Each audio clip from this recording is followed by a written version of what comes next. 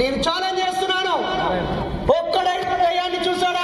చూడలేదు, అసలు దయ్యమే ఉండదు. ఇదిగో చూడండి ఒక చిన్న ప్రయోగం.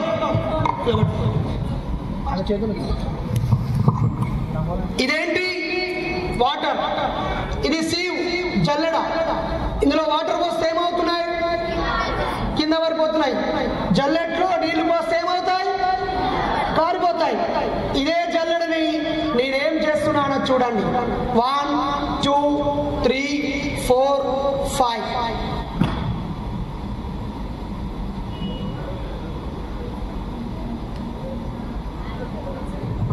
ఇదిగో పిల్లలు, ఈ జల్లెట్లో నీళ్లను ఆపాను. ఇది సర్ఫేస్ టెన్షన్ ఆఫ్ వాటర్, నీటి తలతన్యత అనే ఒక ఫిజిక్స్ సూత్రం ఉంది ఇందులో. నిజంగానే ఈ గ్లాసులో నీళ్లు లేవా? 100% నీళ్లు ఉన్నాయి.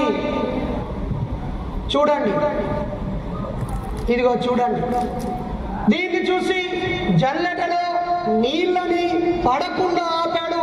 వీడు దండి మంత్రగాడు అని నమ్ముతున్నారు. మంత్రాలు అంటే మాట అని అర్థం. మంత్రాలకు చింతకాయలు రాలేవు, మంత్రాలు తంత్రాలు లేనే లేవు.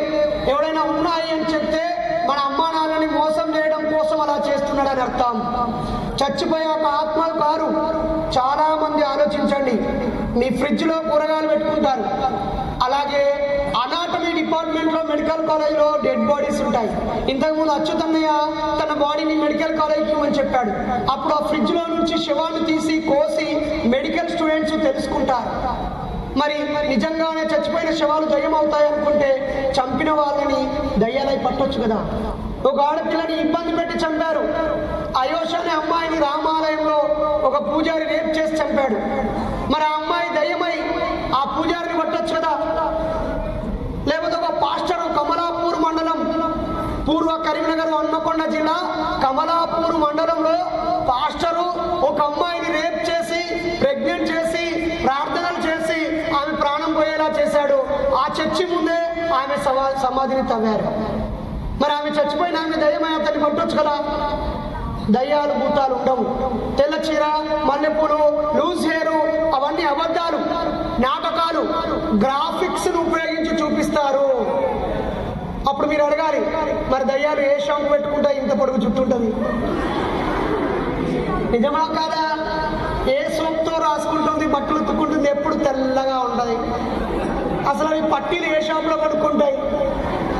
రాత్రి వేళలో షార్ట్ లైట్స్ అన్ని ఉన్నాయి కదా, సీసీ కెమెరాలు అన్ని ఉన్నాయి కదా. మరి దయ్యాలు రాత్రి వేళలో ఎక్కడ నివాసం ఉంటున్నాయి? బిడ్డ, పైన 7 లోకాలు లేవు, కింద 7 లోకాలు లేవు, పక్కకు 11 లోకాలు లేవు. ఉన్నదొక్కటే ఎర్త్.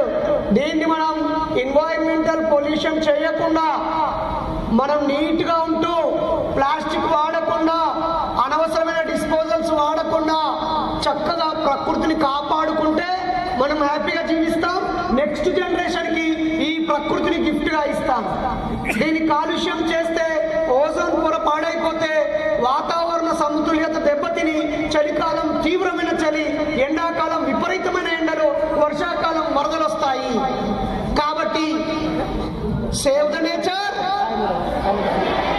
గట్టిగా నిల్చొని చెప్పండి, మీరు అందరు నిల్చొని చెప్పండి. Save the nature, love the nature.